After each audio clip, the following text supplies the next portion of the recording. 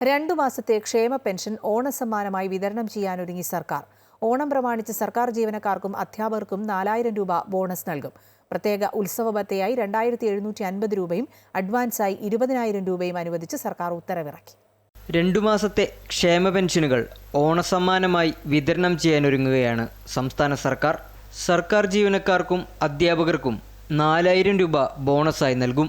62 ലക്ഷത്തോളം പേർക്ക് ഓണത്തിന് 3200 രൂപ വീതം ലഭിക്കും. നിലവിൽ വിതരണം ചെയ്യുന്ന ഒരു ഗഡുവിന് പുറമെയാണ് 2 ഗഡു കൂടി അനുവദിച്ചത്. അടുത്ത ബുധനാഴ്ച മുതൽ ഈ തുക ഉപഭോക്താക്കളുടെ കയ്യിലെത്തും. 26 ലക്ഷത്തോളം പേർക്ക് ബാങ്ക് അക്കൗണ്ടുകളിലൂടെയാണ് തുക കൈമാറുക. മറ്റുള്ളവർക്ക് സഹകരണ ബാങ്കുകൾ വഴി വീട്ടിലെത്തി പെൻഷൻ നൽകും. അനുവദിച്ച 2 ഗഡുവിൽ ഒരെണ്ണം കുടിശ്ശികയാണ്.